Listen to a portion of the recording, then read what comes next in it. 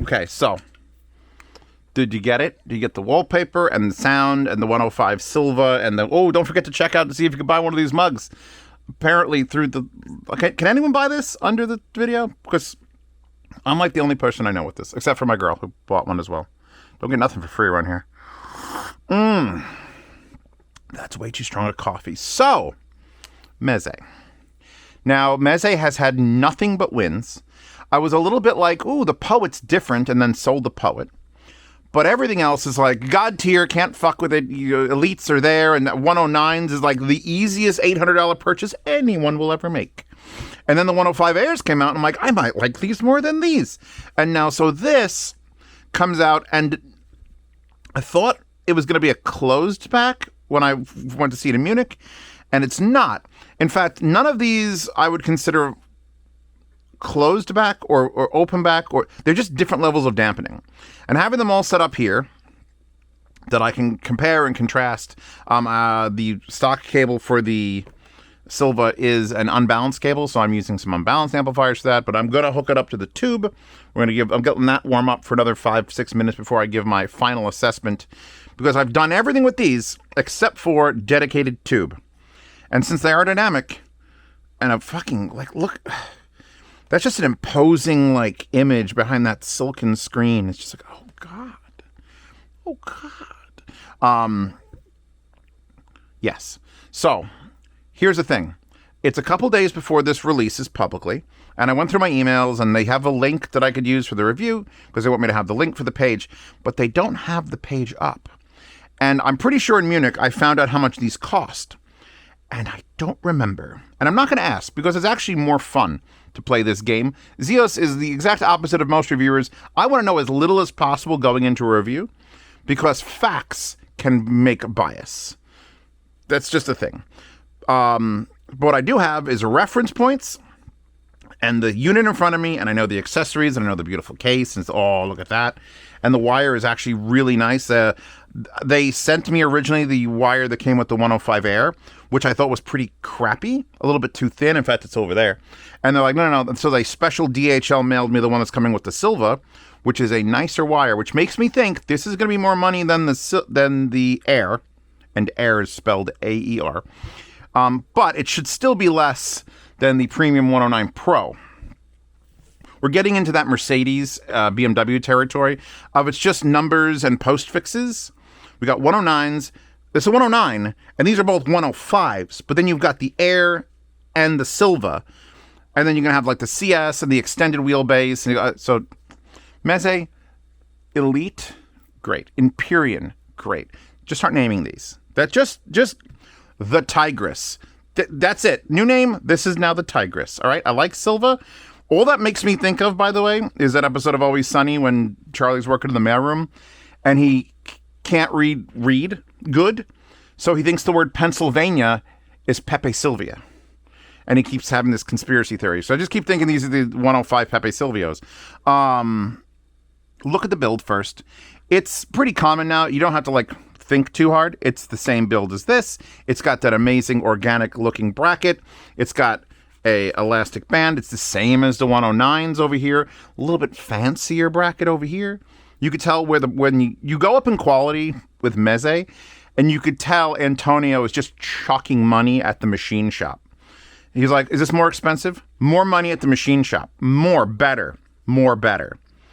So, I could probably be handed blindfolded a Meze product and give you roughly the price point it's at. Let's look at the other two, which we have open. So the 105 is $400. The 109 is $800. I'm going to call this, as a betting man, either it's going to be probably not halfway between, but I'm going to say at least $100 more than this. I'm going to say this is going to be $500. And where it sits in my heart is this may be the softest, warmest of the group, the most tube-like by default, but also not the widest. It's actually a little more... The best way I could say this, and by the way, what we're listening to is On the Run from Yoko Kanno, which is from Cowboy Bebop, which if you don't know, that's one of my favorite episodes of anything ever. It feels like you're in a theater, not a big theater, a small theater, like something in a community college in a corner where it's sort of like intimate, but then you've got all the sound dampening panels and 7 speakers around you, and you're sitting in like a beanbag, and that's where this takes you. Like, I'm not offended by anything that plays. It's kind of old Meze at this point, where new Meze, Empyrean 2s, Lyric 2s really give a shit about your source gear. And behold, the fucking gamut of source gear. I got 2 Valencias. I've got the 1-bit topping 900 DAC. I got the Golden Sound Edition Ferrum stack. I brought out the 2.5 XL Gishelli Labs to go single-ended, and I also brought out the JDS Labs. I think this is the Element 2 amp to go single-ended, and of course we're warming up the Solaris. Now, old Meze didn't give a flying fuck what you plugged it into. You plugged it in, it sounded amazing. You plugged it into your phone, sounded amazing. Put a $600 DAP, sounded amazing. Didn't matter. New Meze is it's not a negative thing. As a reviewer, I enjoy the new Meze stuff because I have all this expensive equipment. And it's fun. And that one sounds different than that, and sounds different than that, and sounds different than that. But these sort of strike me as a little bit more old Meze. Everything I listened to them on. I had them on a portable. I had them on this setup. I had them on that setup. I had them on the other side of the room. I'm going to plug it into that, which is like the final test. But they always sound good. And that's something to do with the impedance and how the actual physical driver is handling different loads and how it's presenting the loads to the amplifiers. So let me lower some things. Unplugging from there. Are we going to die? I hope we're not going to die.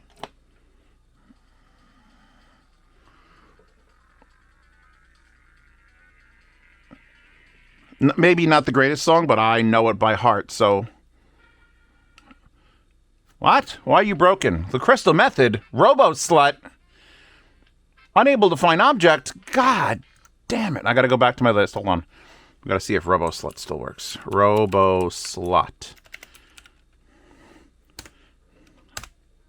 Okay, so what I'm gonna do is I'm gonna drag that one that's working into my... God damn it, fly! I literally left the basement for an hour. I almost got him. I left the basement for an hour, hoping that the fly would follow me, but he hasn't.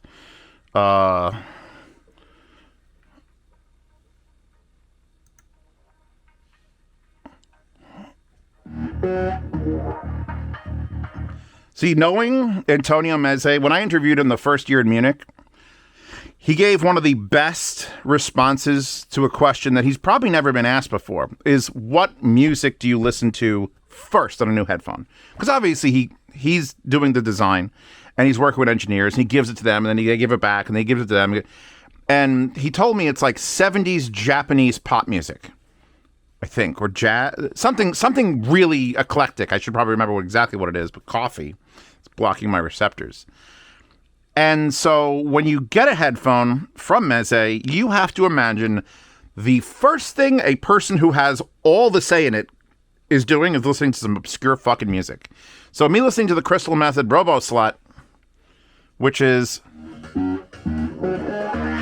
absolutely qualifies as a listening test. All right, coming out of that, going back to solid state. A little more soundstage on the tube. Finally, we have a difference. But that's like, we're going from, this is pretty much it's not a bottom end amp. The Gishelli Lab stuff sounds amazing. And it's actually going into the big Daisy with the swapped op amps. But I am noticing a slight width adjustment going into the tube. Granted, that tube. By the way, I've lost all my 1/4 inch adapters. I used to have a whole, like 7 of them here. I'm wondering if people came into my house during one of the parties and just started stealing my 1/4 inch adapters, because I will file a report. Oh yeah, these are tube babies right now. So, comfort is amazing, unparalleled. That's what Meze does first, and I can't be happier as that is their decision. When I did Eris, when I did my headphone collab, which I have to promote every video, people sometimes don't even know. People keep getting surprised when I show my face. I can't believe I can see his face. Bitch, I've been doing this for 3 years now. So obviously people aren't keeping up with it. So every time I come on, hey, don't forget to check out Eris, the most bassy headphone on the planet. But that's only $250 or $330 now on Amazon because sales are over, apparently. But Meze, they do comfort first, and you know it. I actually changed the pads out on the 109 here to Dakoni because I just wanted something slightly different. So I can't really judge this as the stock sound, but I know what the capabilities are of this headphone. And I know what the capabilities are of this headphone. And this on a tube, if I do that, and then do that. By the way, Magia cable also helps support the channel with Magia. That's a handwritten one. Come off that. Go back to the... Yeah. So now, wait, let's pause. The only issue I have from a personal standpoint is that you really can't tell left and right. That's it. Like this, the 109s was slightly offset back and angled, a little more expensive to do it that way, but you could tell at least when you put it down, okay, that's the rear. This, the L&R indicators are only on the headband on top, which is the same for the Airs. And this is an older set of the Maggio that didn't have the little bands do red and black, or red and blue. And I guess you could point the letters out on the back, and then you could say, oh, that's the right side, that's wrong. Or you just reverse them, because frankly, the driver is dead center, so it doesn't really matter. If I reversed this cable and wore them backwards, it would be the same. The only thing you might have is the pads would wear differently because of the shape of your head, so it might feel weird after a while. But let's first of all, let's unplug this so as to not ground anything out. The wire, as you can see, really not thick. Like, these are very, very... I'm amazed they didn't use the same one on there, but they went even thicker for that. But a 2-wire cloth, and it's a nice cloth. This is a perfectly acceptable keep it forever wire. I just wish it was balanced, but don't worry, Meze will sell you a balanced cable, or if you want to support the channel, you know what, we're going to ditch you because you're God King Emperor of the fucking headphones. Just come over here, 109s. And then we'll look, and okay, left. So this has to have the red and blue. And they sell a specific Meze adapter that's really long, but you don't need it. Just get the normal 3.5 one because it fits in beautifully. So now,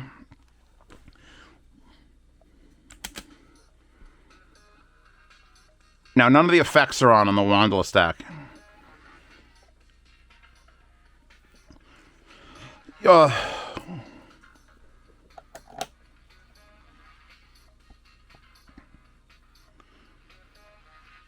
Actually, that's less difference.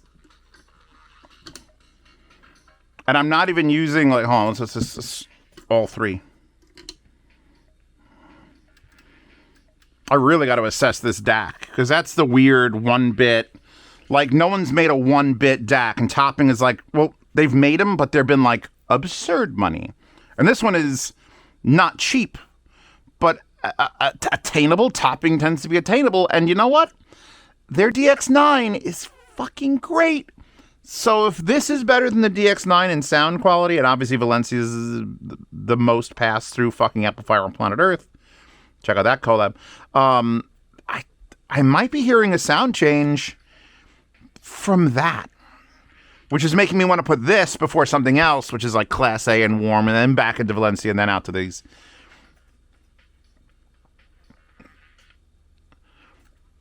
It is a very aggressively loving headphone. It's like having a slightly chubby stripper who knows you're a millionaire. That sort of like attention I feel like I'm getting is like, oh, this is kind of nice. Ooh. Was that too much of an analogy? Too fucking bad. I just want to listen. It was a review that took me, I had to stop, leave, make coffee, come back down, not because I didn't know what to say, but because I didn't know how to say it, and because I was just fucking enjoying music too much. Just sitting down here, like, God, these are, when all I have to say is these are good, look how nice you can make the loops. Then that's the best praise I can give, is I'm speechless. I mean, I have fucking tons of things to say. Turns out, by the way, I was out on vacation with my sister was there and her boyfriend was there. And apparently my sister and I share a trait that our partners dislike. Don't know why I'm going into this. Probably the coffee. Sorry. We wake up and we just want to talk. We want to tell you about our dreams. We want to tell you about what we do. Like we were up as if we had coffee. My sister's the same way. Her boyfriend was in bed and he just had this look of like, leave me alone. I just haven't. And my sister and I just talking. So yes, the gift of gab is genetic. But yeah, you could tell that neither one of our they don't want to hear us speak at all. But right now I'm sitting here. I've got this is like I'm used to having something that's shit around, so I can be like, yeah, but I'm lost. What I'm going to complain about the artwork on the box that shows it in its raw form when they were like molding it as sand? Romagna. Designed and made in Romagna. By the way, these are, in case you don't know, Meze stuff is not made in China. It is made in Romania. And apparently Silva stands for forest, which is harmonious, secluded, flourishing. A sanctuary where nature's primal energies converge. Life, balance, and timeless beauty. 105 Silva embodies these energies, immersing you in a sound that breathes, reverberates, and envelops you with a sense of intimate presence. Feel its essence with every beat. You know what? That's actually great, because I've heard so many bad quotes on Chinese stuff. But I could put this on a sex toy, and it would also apply, which is what these basically are. A good headphone should basically massage the parts of your body that other things can't reach. Because, your ear, what you're hearing, that's part of your brain. We only have 5 senses until you unlock the 6th one, and then you have to go watch Bruce Willis in that movie. But sound is a lot. Sound is a lot of everything. If you, God forbid any of you just go deaf for some reason, the world's going to be very off. Like, you're going to see things, you're going to feel things, you're going to taste them, you're going to smell them. But I feel like if you, you know what? Let's play a little game. Whoever's watched it this far into this fucking mad coffee rant. What sense would you be okay losing? I think most people are going to say taste.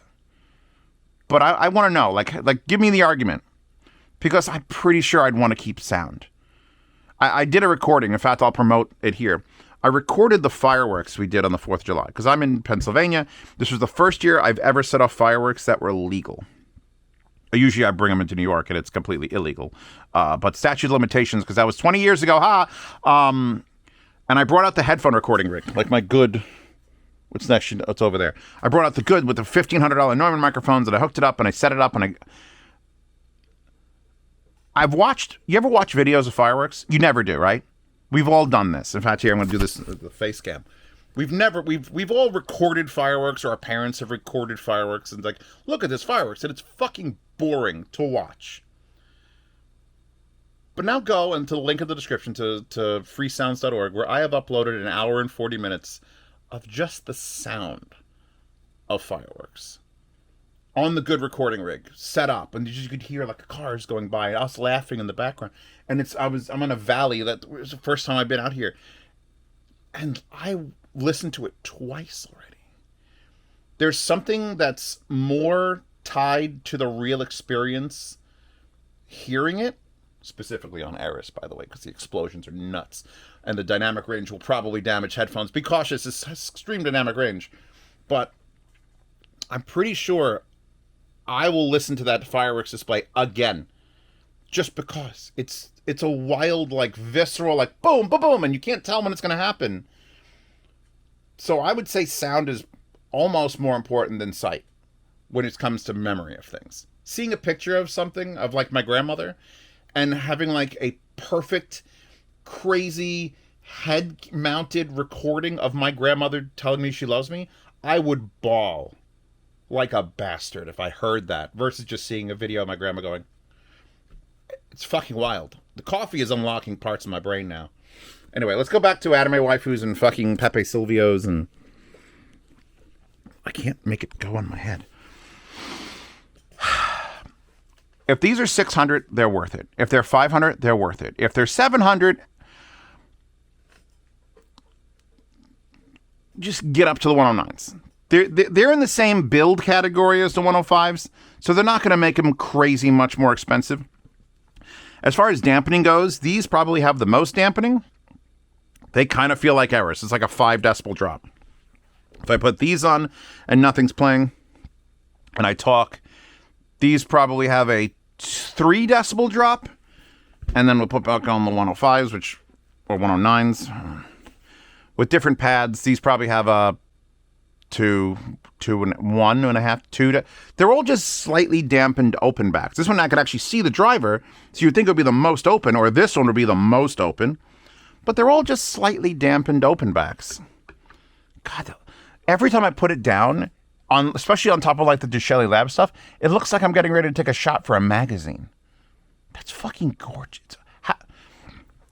And I went to a special thing inside Munich, which I'm not allowed to talk about because I've signed, agreements that say I can't talk about it. But I could describe the feelings. I can't get specific, but I went into the special Meze room in Munich, and Antonio wasn't there, but all his I want to say lackeys, but the engineers and people who design everything, and had all the drawers filled with all different types of this, different designs, different colors, different material. The amount of effort that goes into crafting a Meze headphone is, I don't know why they don't expose that to the public.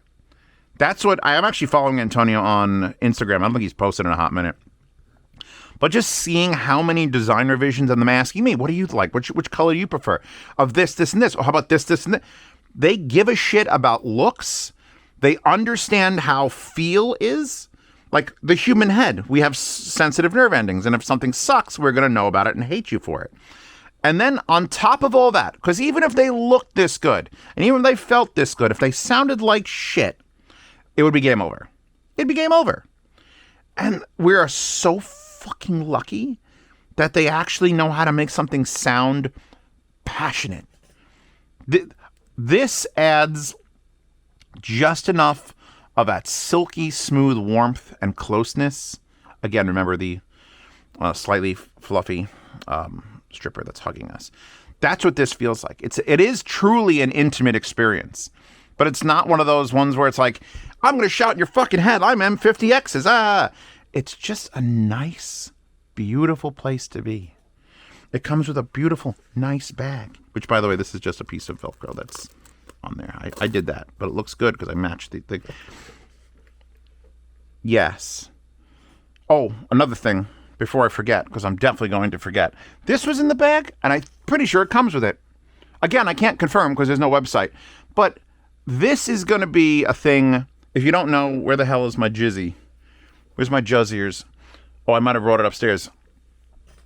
The biggest problem with the world, or benefit, I don't know, take your fucking pick, is like phones are not going to have 3.5 millimeters anymore. See that? Look at that. I could plug the standard Silva cable right in there, and it'll be great.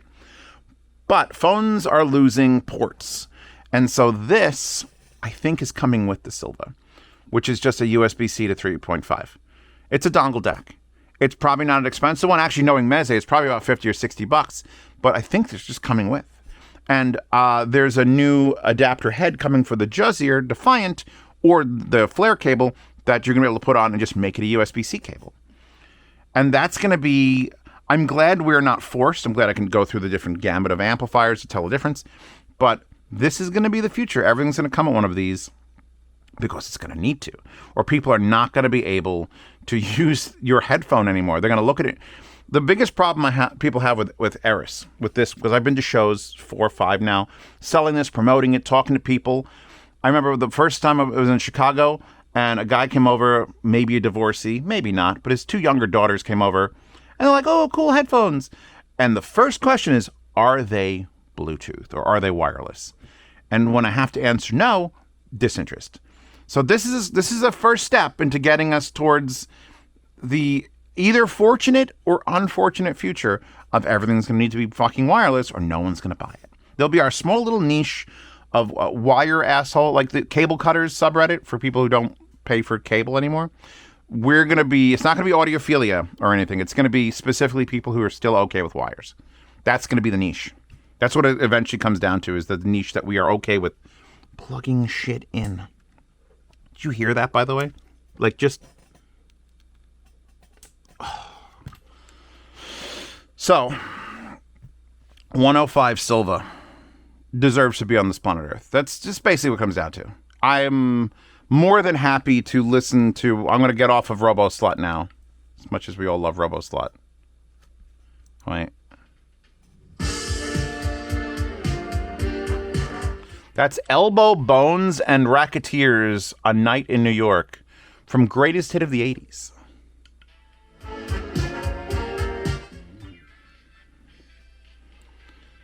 There's so much happening in my headphones, and I'm just happy about it.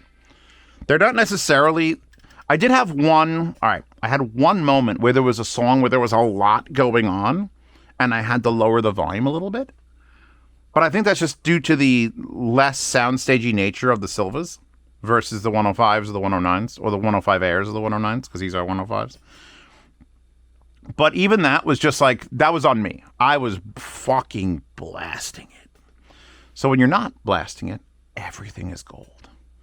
This is solid. I could see, and here's the thing, I could absolutely see like these appearing in like a Frank Sinatra documentary from the 70s. It's like, this is what Frank had.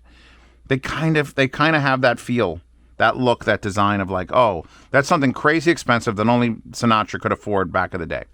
That's how these feel. I need to stop the coffee because I fucked the coffee in a way that I will not explain here. Join my Patreon and join the $15 tier to talk to me in the chat, and I'll tell you exactly what I did to this coffee because it is wallpaper hoard. Patreon subscribers support this channel. I thank you wholeheartedly. You keep this channel going, and you keep me in coffee and help me with the solar install, which I'm going to be doing a solar install project on the second channel. I've already spent umpteen thousands of dollars of your money, because thank you for supporting the channel on that. And hopefully they'll sponsor this too, if I can get one of those companies to sponsor. But if not, again, you guys are paying the bill. So if you want to see reviews early, participate in yard sales, get to lossless sound demos, which I am behind on. Yes, I know. I just have to get caught up on reviews, and then I can get caught up on sound demos. Sound demos are fun. I get to put titties out in the wallpaper so people can't re-upload them anywhere, and I get to use whatever music I want. So sound demos are fantastic. But for $7 a month, you get access to those things. For $15 a month, if you're already, by the way, a $5 or $10 patron, you can stay that way forever. You don't have to ever pay more. And you can upgrade for 10% of the price. Instead of 90% or 10% off, it's 10% of the price to go from a $5 or $7 tier up to the higher bracket. Because I said it that way, because I'm an idiot and bad at business. And I just want more people to talk to. So if you are a $5 or $7 patron, consider upgrading. You'll get like crazy amounts off, but then it's going to go to the full price. And yeah, the $15 chat is the private behind-the-scenes Telegram chat where you could ask me questions about what the fuck did he do with his coffee and anything else you want to do, and get into the Lifetime Swap Meet channel to buy, sell, and trade gear. I hope this video is either going to be 43 minutes long or 21 minutes long because the coffee's making my brain go. Either way, there was no chance that this was going to get a poor review. I'm just glad I'm able to get it out in time, and I got to really watch this because I started telling stories about things, and my sister got involved, and then my girlfriend's here. I don't know what's happening. So I'm going to take a break, probably drink more coffee, and enjoy some Ennio Morricone on the 105 Silvas.